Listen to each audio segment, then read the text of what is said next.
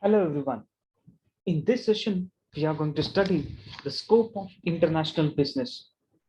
Scope means wide coverage, or we can say the area of international business. What is scope?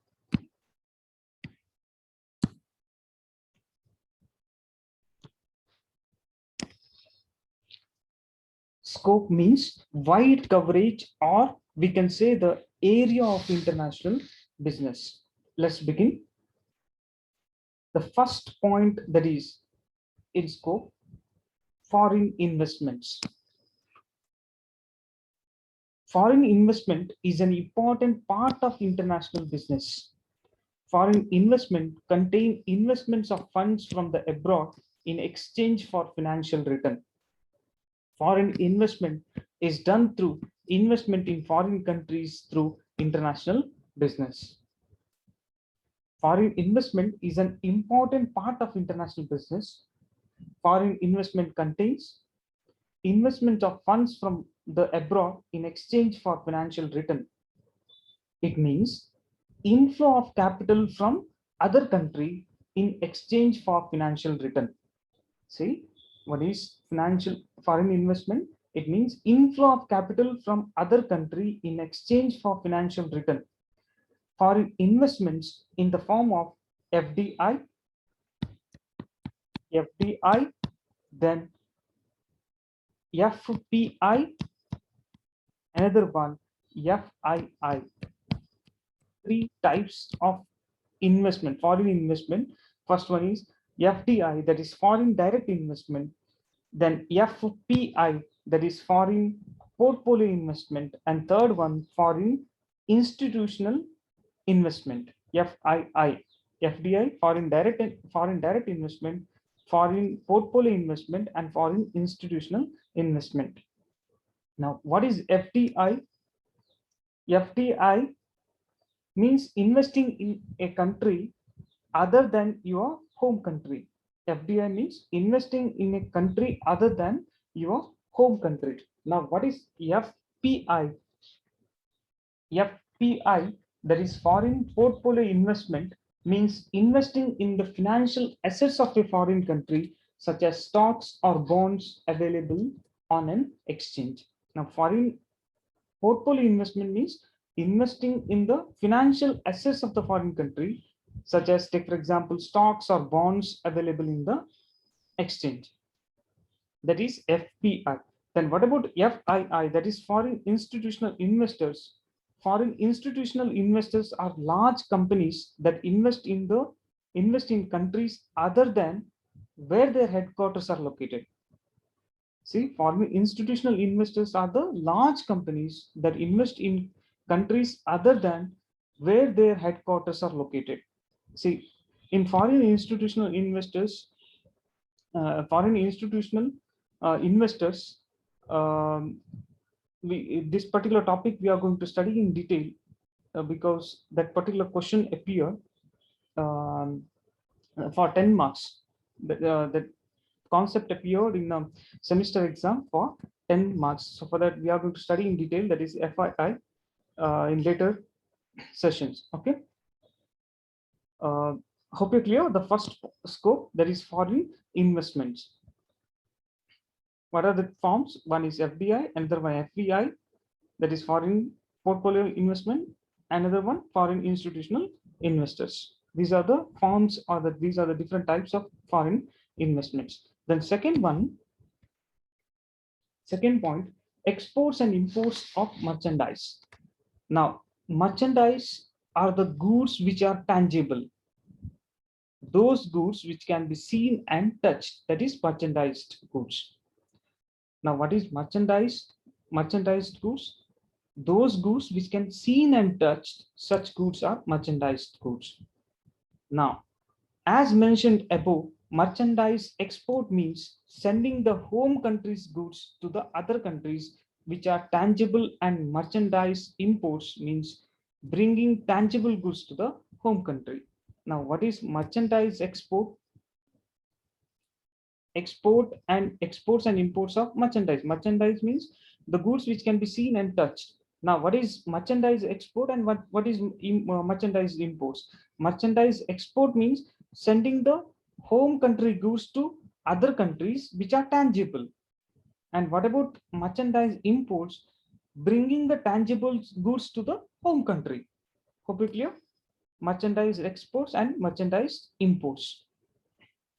Sending the home country goods to other countries, those which are tangible, that is merchandise export.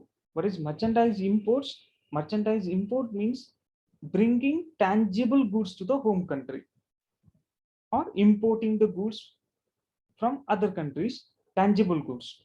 Is it clear? That is merchandise imports. That is the second point. Then third one, service exports and imports. Service exports and imports. See, service exports and imports involve trade in intangibles. See, merchandise goods means merchandise export and merchandise imports is nothing but tangible goods. Here, intangible one. That is nothing but service. That is service exports and imports which involve trade in intangibles. It is because of the tangible, intangible aspects of services that trade in services is also known as invisible trade. Remember, it is invisible trade. In merchandise goods and merchandise goods of exports and imports, there you can see tangible one. Here it is intangible, that is nothing but service exports and imports. That is the third point. Then fourth one, limitations of domestic market.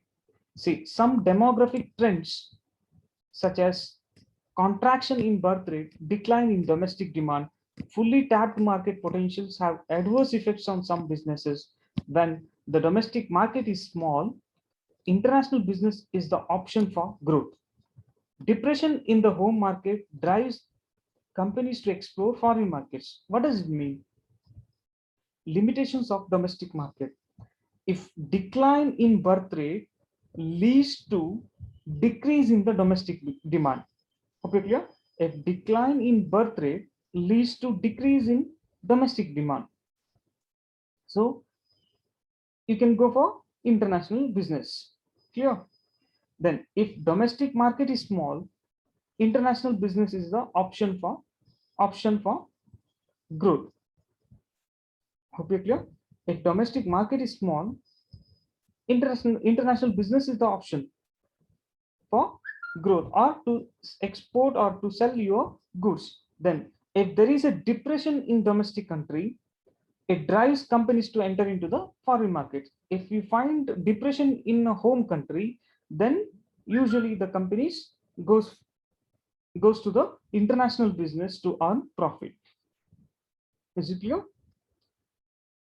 That is what limitations of domestic market.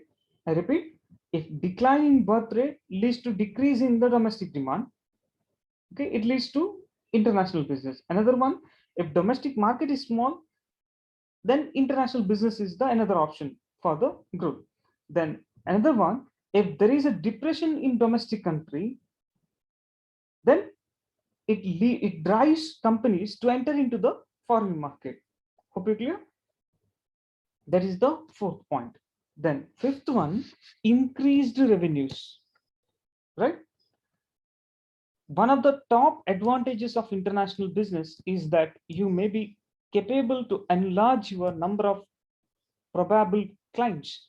Each country you add to your list can open up a new path to business growth and increased revenues. One of the top advantages of international business is that you may be capable to enlarge your number of probable clients. Each country you add to your list can open up a new path to business growth and increased revenues. What does it mean? As much as your client increases, your profit percentage increases. Just a bit.